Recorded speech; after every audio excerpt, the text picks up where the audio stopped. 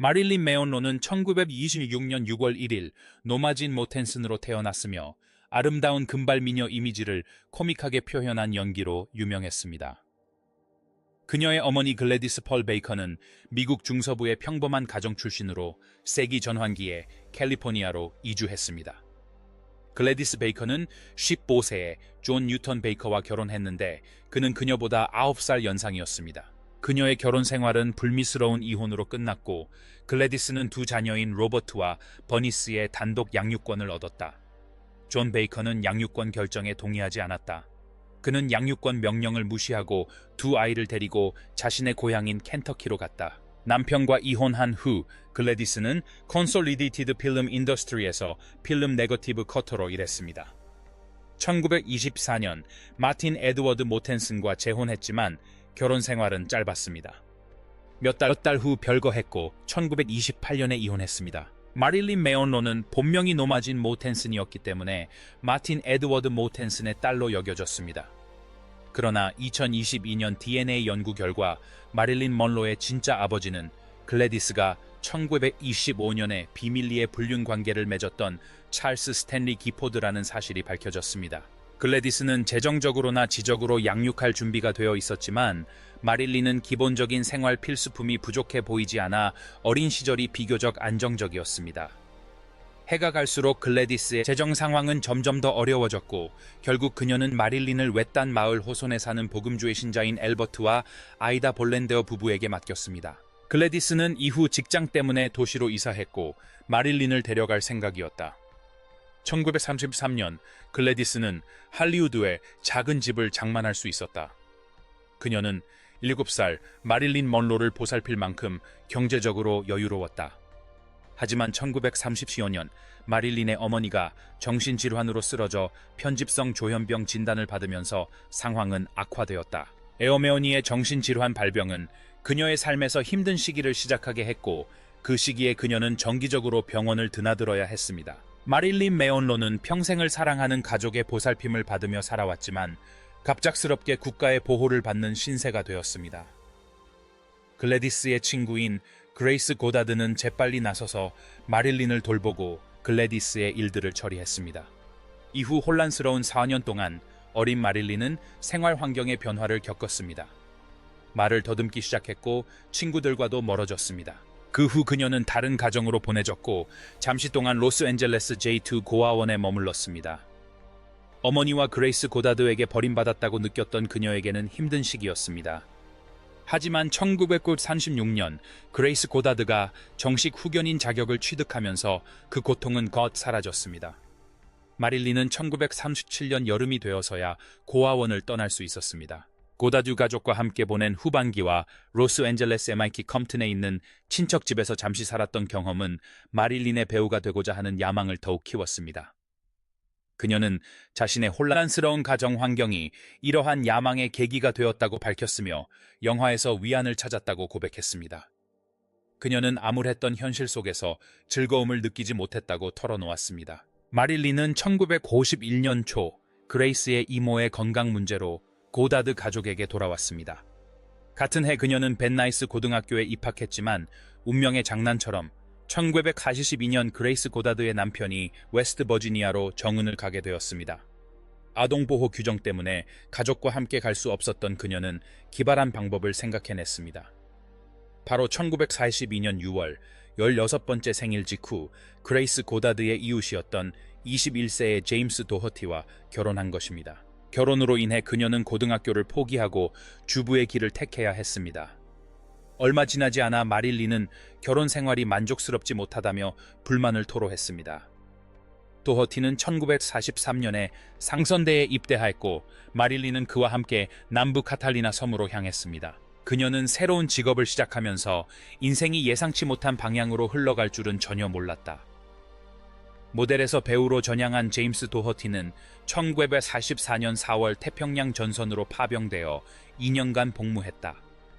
그동안 마릴린은 시댁으로 이사하여 벤나이스에 있는 무선 항공기 회사 탄약 공장에서 일을 시작했다. 1950년 말 그녀는 로널드 레이건 대위의 지시로 여성 노동자들의 사기를 북돋기 위해 사진을 찍으러 공장에 파견된 사진작가 데이비드 코노베어를 만났다. 마릴린이 찍은 사진은 사용되지 않았지만 그녀는 1945년 1월에 회사를 그만두었다. 그녀는 직장을 그만두고 코노베오와 그의 친구들을 위해 모델 일을 시작했다. 남편의 반대에도 불구하고 그녀는 한 걸음 더 나아가 1945년 8월 블루북 모델 에이전시와 계약을 맺었다. 에이전시는 마릴린의 체형이 고급 패션보다는 핀업 모델에 더 적합하다고 판단하여 그녀를 남성 잡지와 광고에 주로 등장시켰다. 모델 일감을 따낼 가능성을 높이기 위해 그녀는 과감한 변화를 시도했다. 머리를 곧게 펴고 금발로 탈색한 것이다. 마릴린은 업계에서 가장 야심찬 모델 중 한 명이었고 1946년 초까지 33개의 잡지 표지를 장식했다고 모델 에이전시 사장인 에멀린 스니블리는 말했다. 그때때로 그녀는 진노마라는 이름으로 활동하기도 했습니다. 1956년 6월 스니블리의 도움으로 그녀는 연기 에이전시와 계약했습니다. 파라마운트 픽처스 오디션에서 떨어진 후 20th Century Fox의 임원인 벤 라이언이 스크린 테스트를 주선했습니다. 스튜디오 회장인 데릴 F. 자눅은 마릴린에게 그다지 큰 관심을 보이지 않았지만 그녀는 1946년 8월에 6개월 정규 계약을 맺었습니다. 경쟁 스튜디오와 계약하는 것을 막기 위해 마릴린은 마릴린 먼로라는 예명을 사용했습니다. 이 이름은 당시 브로드웨이 스타였던 마릴린 밀러와 그녀 어머니의 결혼 전 성에서 따온 것입니다. 그녀는 1946년 9월 도허티와의 지루했던 결혼 생활을 이혼으로 끝냈다. 20th Century Fox에서 처음 6개월 동안은 연기, 노래, 춤을 배우고 영화를 감상하며 시간을 보냈다. 1954년 2월 그녀는 연기 계약을 연장했고 영화 위험한 시절에서 몇몇 배역을 맡을 수 있었다. 하지만 영화 출연은 많지 않았고 이후 다시 모델 활동으로 돌아갔다. 마릴린 메온로는 수줍음이 많고 긴장한 나머지 폭스사가 1947년 8월 계약 연장을 거부하는 사태가 발생했습니다. 하지만 그녀는 이에 굴하지 않고 배우 양성소에서 연기 훈련을 받았고 연극 글래머 프리퍼드, 글래머 프리퍼드에서 작은 역할을 맡았습니다. 그녀는 인맥을 쌓고 업계 주요 인사들과 관계를 유지했으며 폭스사 임원인 조셉 M. 스웬크와도 간헐적으로 연락을 주고받았습니다. 스웬크와의 인연으로 그녀는 1948년 3월 컬럼비아 픽처스와 계약을 맺었고 그곳에서 리타 헤이워스라는 이름으로 활동하게 되었습니다. 그녀는 연기력을 향상시키기 위해 연기 코치에게 지도를 받았으며 이 시기에 저예산 뮤지컬 영화 레이디즈 오브 더 코레오스에 출연했습니다. 이 영화는 부유한 남자의 구애를 받는 코레오스 걸에 대한 이야기였습니다. 그녀는 1950년 영화 본 예스터디의 주연 오디션을 봤지만 콜롬비아 픽처스와의 계약이 갱신되지 않았습니다. 한 달 후 개봉한 레이디즈 오브 더 코러스는 미지근한 반응을 얻었습니다. 마릴린은 두 차례의 계약이 갱신되지 않으면서 한동안 연기 활동에 어려움을 겪었습니다. 마치 그녀는 스크린에 어울리지 않는 것처럼 보였지만 모든 것은 곧 바뀔 예정이었습니다. 콜레옴비아 픽처스가 계약 연장을 거부하자 마릴린 먼로는 모델 활동으로 돌아갈 수밖에 없었다. 그녀는 펩스트 맥주 광고에 출연했고 톰 켈리가 촬영한 존 바움가스 캘린더 화보에서 모나 메온로라는 이름으로 과감한 노출을 선보였다. 그녀는 에얼 모란이라는 화가를 위해 비키니와 상반신 노출 사진을 찍으며 이런 식으로 노출되는 것에 익숙해져 있었다.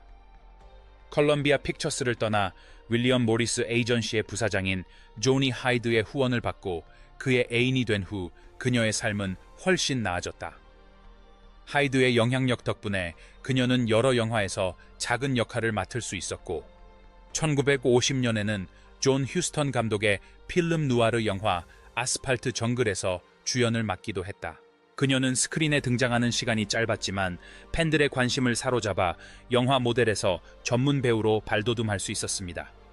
1950년 12월 하이드는 20th Century Fox와 마릴린 역으로 7년 계약을 맺었지만 며칠 후 심장마비로 사망하면서 모든 것이 비극적으로 끝났습니다. 하이드의 죽음으로 여전히 슬픔에 잠겨있던 마릴린은 1951년에도 활동을 이어가며 20세기 폭스사의 흥행 코미디 영화 몇 편에서 조연을 맡았습니다. 그 덕분에 그녀의 명성은 더욱 높아졌고 열렬한 팬층을 확보하게 되었습니다. 이러한 인기에 힘입어 그녀는 한국 전쟁 당시 미군 신문인 스타즈 앤 스트라이프스에서 1951년 미스 치즈케이크라는 칭호를 받기도 했습니다. 1952년 10월 할리우드 외신기자협회는 마릴린 먼로를 최고의 젊은 흥행 스타로 선정했습니다. 그녀의 사생활에서는 여러 차례 연애를 했는데 그 중에는 1952년 초 전 뉴욕 양키스 야구 선수 조 디마지오와의 세간의 이목을 끈 연애도 있었습니다. 1952년 3월 그녀는 1949년에 나체 사진이 담긴 예술 달력 모델로 활동했다는 사실을 공개적으로 밝히면서 큰 파장을 일으켰습니다. 그녀는 이 사실을 숨기는 대신 당시 재정난을 겪고 있던 테오라 스튜디오와 함께 이 사실을 대중에게 바로 공개하기로 했습니다. 이는 탁월한 전략으로 평가받으며 대중의 동정을 불러일으켰고 그 결과 그녀의 영화 출연작 수가 급증했습니다. 이후 그녀는 할리우드에서 가장 주목받는 스타로서 라이프지 표지 모델로 선정되기도 했습니다. 가십 작가 헤다 호페어는 그녀에게 치즈케이크 여왕에서 영화계의 블록버스터로 변신이라는 별명을 붙였다. 소속사와 매니지먼트사는 예상치 못한 관심을 활용하여 Don't Bother to Knock, Clash by Night, We're Not Married라는 3편의 영화를 제작했다. 당시 그녀는 이미 도처에 퍼져 있던 선정적인 모델 사진들 덕분에 섹스 심볼로 자리매김하고 있었다. 하지만 마릴린은 자신의 연기력을 다재다능하게 보여주고 싶었고 사람들에게 자신의 몸매뿐 아니라 연기력도 보여주고 싶어 했습니다. 그녀는 연기 수업을 듣고 여러 영화에서 다양한 역할을 맡았습니다. 시간이 흐르면서 개인적인 문제로 인해 약물 남용에 빠지게 되었고 이는 촬영장에서 여러 갈등을 야기했습니다. 다른 출연진과 제작진은 그녀와 함께 일하기 어려웠다고 말했다. 1953년은 마릴린 먼로에게 영화계에서 입지를 굳힌 최고의 해였다. 테크니컬러 영화 누아르 나이아가라에서 그녀는 파무 파탈 역할을 맡아 특유의 메이크업 스타일을 선보였다. 풍자적인 뮤지컬 코미디 신사는 금발을 좋아한다에서는 전형적인 멍청한 금발 미녀 이미지로 영화계에 데뷔했다. 그녀의 최대 흥행작은 이후 백만장자와 결혼하는 법이라는 영화였습니다. 이 영화를 통해 그녀는 할리우드 최고의 섹스 심볼로 자리매김했습니다. 영화 스타로서의 어려움은 그녀의 성급한 결혼으로 이어졌습니다. 그녀는 떠오르는 스타였지만 일과 사생활에서 겪는 문제들을 외면하지 않았습니다. 1950년경 마릴린 먼로는 계약 문제로 인해 동시대 여배우들에 비해 심각하게 저임금을 받게 되었습니다. 이는 20th Century Fox의 사장인 데릴 자누기 개인적인 원한으로 그녀를 방해했기 때문입니다. 그는 먼로가 여러 직책을 얻으려는 시도를 온갖 방법으로 막았습니다. 스튜디오 소유주인 스파이로스, 스코라스의 AB력에 굴복한 자눅은 20세기 폭스의 상업적 방향을 순수 오락으로 바꾸어 진지한 영화 제작에 대한 모든 야망을 접게 만들었다. 이로 인해 마릴린 맨론로는 1950년 뮤지컬 코미디 영화 핑크 타이츠를 입은 소녀 출연을 거부했고 결국 활동 정지 처분을 받게 되었다. 이 사건은 그녀를 둘러싼 많은 부정적인 여론을 불러일으켰다. 불미스러운 소문과 의혹을 잠재우기 위해 마릴린 먼로는 1954년 1월 조 디마지오와 서둘러 결혼했습니다. 샌프란시스코에서 일본으로 가는 그들의 여정은 자세히 기록되어 있습니다. 결혼 후 그들은 평소와는 다른 휴가를 보냈는데 디마지오의 야구 관련 업무와 한국에서 진행된 유나이티드 항공의 봉사활동에 시간을 쪼개 썼습니다. 마릴린 맨론로가 미국으로 돌아와 가장 인기 있는 여성 스타상을 수상했을 때 언론의 관심은 최고조에 달했습니다. 그녀는 3월에 20세기 폭스와 소송을 해결하고 10만 달러의 인센티브와 영화 7년 만의 바람에서 비중 있는 역할을 맡는 새로운 계약을 체결했습니다. 마릴린 맨론로는 활동 정지 처분을 받은 후 오토 프레밍거 감독의 영화 돌아올 수 없는 강의 개봉을 비난했고 뮤지컬 영화 쇼 비즈니스처럼 좋은 사업은 없다. 출연에도 선뜻 나서지 못했다. 두 영화 모두 엇갈린 평가를 받았는데 특히 후자는 1954년 말 개봉 당시 많은 평론가들로부터 저속하다는 혹평을 받았다. 그녀의 재산은 1954년 9월 빌리 와일더 감독의 영화 7년 만의 바람에 렉싱턴 애비뉴 지하철 장면이 삽입되면서 크게 늘어났습니다. 이 영화는 1955년 대성공을 거두었고 마릴린 먼로에게는 전환점이 되었지만 남편 디마지오와의 결혼 생활은 파탄으로 끝났습니다. 남편의 질투심과 지배적인 성격을 견디지 못한 그녀는 결국 이혼을 결심했습니다. 영화 7년 만의 바람의 성공 이후 마릴린 먼로는 사진작가 밀턴 그린과 함께 마릴린 맨로 프로덕션을 설립했지만 이로 인해 폭스사가 그녀의 출연 계약을 파기하면서 소송전이 벌어지기도 했습니다. 1955년 그녀는 맨해튼으로 건너가 리 스트라스버그가 운영하는 액테어 스튜디오에서 연기 수업을 받았습니다. 스트라스버그와의 친밀한 관계는 디마지오와의 이혼 절차를 진행하는 동안 그녀의 정서적, 직업적 발전에 중요한 역할을 하게 된다. 그녀의 개인적인 삶은 말론 브란도와 작가 아서 밀러와의 관계로 점점 더 깊어졌다. 밀러가 공산주의자로 의심받아 조사를 받으면서 그녀와 밀러의 관계는 외부적인 압박에 직면하게 된다. 운명의 장난처럼 마릴린 먼로는 1955년 20세기 폭스사와 7년 계약을 새로 체결했고 이 계약으로 그녀는 자신의 프로젝트에 대한 창작의 자유를 얻고 마릴린 먼로 프로덕션과 협력할 수 있게 되었습니다. 1956년 그녀는 20세기 폭스사를 매료시켰고 에이서 밀러와 결혼했습니다. 같은 해 8월에 개봉한 그녀의 차기작 버스 정류장은 관객들에게 그녀의 뛰어난 연기력을 선보이며 골든 글로브상 후보에 오르는 영계를 안겨주었습니다. 다음 달 그녀는 로렌스 올리비아와 함께 첫 독립 영화 제작인 왕자와 쇼걸을 시작했습니다. 그녀의 놀라운 끈기는 유럽 전역에서 이 영화에 대한 찬사를 불러일으켰습니다. 1957년 건강 문제로 잠시 활동을 중단했던 그녀는 1959년 영화 뜨거운 것이 조화로 복귀했습니다.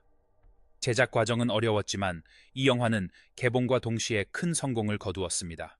이 영화는 큰 성공을 거두어 그녀에게 골든 글로브상을 안겨주었고 할리우드에서 그녀의 명성을 더욱 공고히 했습니다. 마릴린의 마지막 작품인에서 그녀는 이혼한 여인이 나이 든 카우보이들과 관계를 맺는 역할을 맡았습니다. 이 무렵 그녀와 남편 밀러의 결혼 생활은 밀러가 사진작가 인게 모라스와 불륜 관계를 시작하면서 파탄에 이르렀습니다. 밀러는 1956년 6월 29일 네바다에서 마릴린과 이혼했습니다. 그녀는 촬영장에서 힘든 시간을 보냈지만 대중의 호평을 받을 만큼 사실적인 연기를 선보였습니다. 1961년에는 심각한 건강 문제로 고통받았고 우울증으로 입원하기도 했습니다. 하지만 프랭크 시나트라와 조 디마지오와의 인연에서 위안을 찾았습니다. 마릴린은 1961년 캘리포니아로 완전히 이주했고 병마와의 싸움에도 불구하고 1962년 골든 글로브상을 수상하며 다시금 대중의 주목을 받았습니다. 그녀의 가정부인 유니스 머레이는 1962년 8월 4일 밤에도 그곳에 머물렀다. 그녀는 마릴린을 걱정하며 새벽 3시에 잠에서 깼다. 그린스는 마릴린에게 소리쳤지만 아무런 대답이 없자 창문을 통해 침실로 들어가 침대에서 숨진 마릴린을 발견했다. 마릴린의 주치의인 하이먼 앵겔버그는 오전 3시 50분경 그녀의 집에 도착하여 사망을 확인했다. 오전 4시 25분 로스앤젤레스 경찰에 신고가 접수되었다. 마릴린 먼로는 8월 4일 오후 8시 30분경 사망했다. 독성 검사 결과 그녀는 심각한 바르비투르산염 중독으로 사망한 것으로 나타났다. 혈액에서 클로랄 하이드레이트와 펜토바르비탈이 개엄출되었고 간에서도 펜토바르비탈이 개엄출되었다고 보고서는 밝혔다. 침대 주변을 살펴보니 침대 옆에는 빈 약병들이 놓여 있었다. 부경관 토마스 노구치는 이러한 여러 가지 정황과 타살 혐의가 없다는 점을 고려하여 그녀의 죽음을 자살로 판정했습니다. 그녀의 죽음은 유럽과 미국 전역의 신문 한 면을 장식했습니다. 그녀의 죽음은 다양한 반응을 불러일으켰고 대중은 큰 충격에 빠졌습니다. 프랑스 화가 장 콕토는 그녀의 죽음이 우리에게 가르쳐야 할 교훈을 강조했습니다. 마릴린의 동료였던 존 올리비에와 조슈아 로건은 마릴린에게 가해진 선정주의의 악영향을 강조하며 연설했습니다.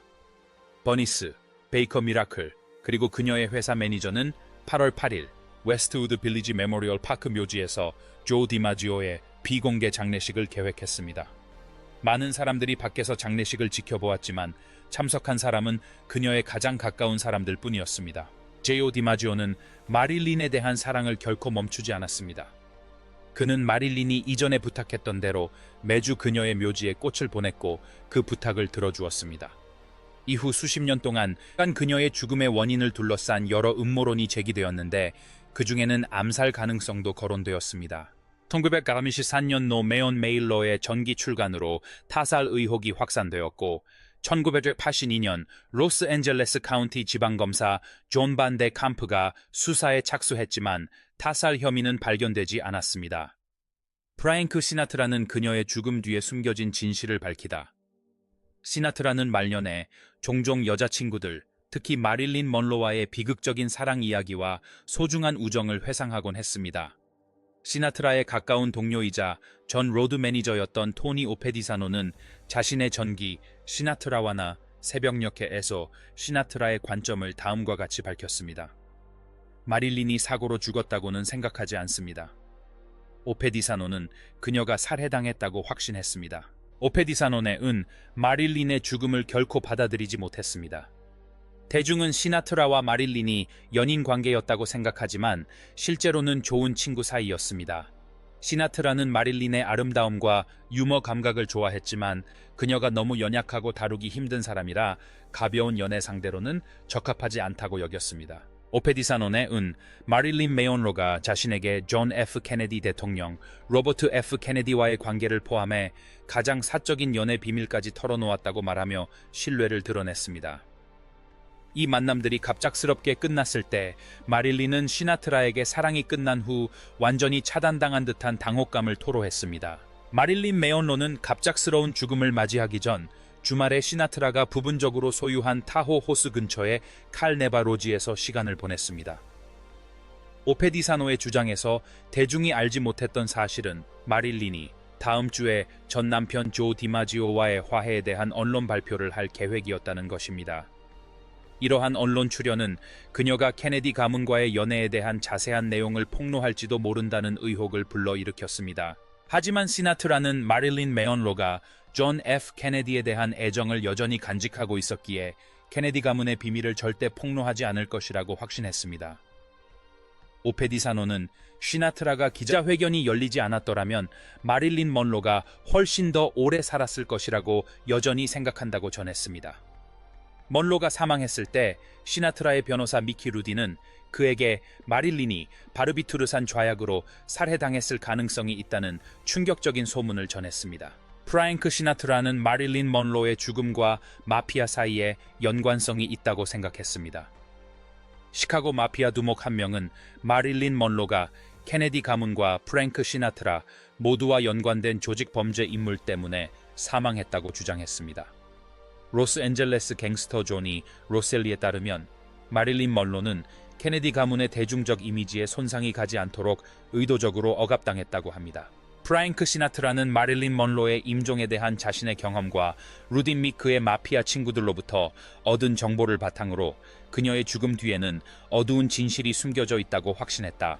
그는 로버트 F. 케네디가 노동운동가 지미 호파와 공모하여 마릴린을 독극물 주사로 살해하도록 사주했다고 믿었다. 아이사지는 케네디 가문의 정치적 입지와 명성을 유지하기 위해 마릴린을 제거하려는 음모의 끔찍한 실상을 드러냈습니다. 이는 그녀의 이른 죽음에 얽힌 복잡한 이야기에 더욱 어두운 그림자를 드리웠습니다. 프랭크 시나트라는 또한 부패한 검시관이 그녀가 잠든 사이에 위험천만한 치사량의 바르비투르산염 좌약을 투여하기 위해 파견되었다고 주장합니다. 알가세올은 마릴린 먼로가 조 디마지오와의 재결합에 대해 폭로할 경우 케네디 가문과 지미 호파에게 상당한 위협이 될 수 있다는 사실에 근거했습니다. 시나트라는 먼로와 케네디 가문의 불륜 사실이 밝혀지면 전국적인 스캔들이 터져 케네디 가문의 고결한 이미지가 손상될 수 있다고 주장했습니다. 이내은 당시 존의 재선 전망에 잠재적으로 영향을 미칠 수 있었다. 시나트라는 또한 마피아가 케네디의 1964년 대선 캠페인에 대한 노동조합의 지원을 확보하기 위해 로비를 벌이는 등 이러한 불법적인 거래를 감시하고 상호 이익을 위한 관계를 유지하려 했다고 생각했다. 프랭크 시나트라에 따르면 마릴린 먼로는 당시 세계 최고 정치인 몇 명이 배후에서 조종한 조직적인 정치적 암살의 희생양이 되었다고 합니다. 시나트라는 마릴린이 돌아왔을 때 폭로할 비밀들이 권력자들에게 너무 위험하다고 여겨졌다고 주장했습니다.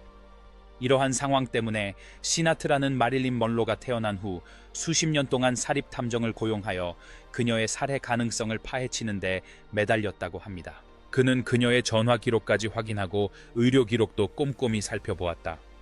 이 모든 것은 그녀의 끔찍한 죽음을 정당화할 만한 증거를 찾으려는 필사적인 노력이었다. 마릴린 먼로의 삶이 의도적으로 꺼졌다는 프랭크 시나트라의 확고한 신념은 친구의 죽음에 대한 정의를 구현하기 위해 그가 얼마나 끈질기고 집요하게 매달렸는지를 보여준다. 아무리 강한 상대라 할지라도 그는 마릴린을 위해 정의를 구현하고 그녀의 끔찍한 죽음에 책임이 있는 자들을 밝혀내야 한다는 깊은 의무감을 느꼈습니다. 그는 자신의 주장을 완전히 입증할 수는 없지만 워싱턴의 할리우드 엘리트 정치 실력자들과 범죄 조직이 결성한 악의적인 세력이 마릴린의 암살을 사주했다고 생각합니다. 그는 놀랍게도 로스앤젤레스 경찰국을 의심하며 마릴린 먼로의 진짜 사망 원인인 약물 과다 복용을 은폐하는데 경찰국이 연루되었다고 은밀히 비난했습니다. 시나트라는 마릴린의 죽음에 큰 상실감과 불이함을 느꼈고 진실을 밝히고 싶어 했습니다. 그는 케네디 가문, 지미 호파, 그리고 조직 범죄 두목들처럼 마릴린의 죽음에 책임이 있다고 생각하는 사람들에게 오랫동안 원한을 품고 있었습니다. 그는 이 강력한 영혼들이 마릴린을 죽였을 뿐만 아니라 그녀의 죽음에 대한 자신들의 역할을 숨기기 위해 상당한 노력을 기울였다는 사실에 주목하여 이러한 결론에 도달했습니다. 프랭크 시나트라가 밝힌 마릴린 먼로의 죽음에 대한 충격적인 사실에 대해 어떻게 생각하시나요? 아래 댓글로 의견을 남겨주세요. 영상이 마음에 드셨다면 좋아요와 공유를 눌러주시고 더 많은 관련 영상을 보시려면 채널 구독도 부탁드립니다.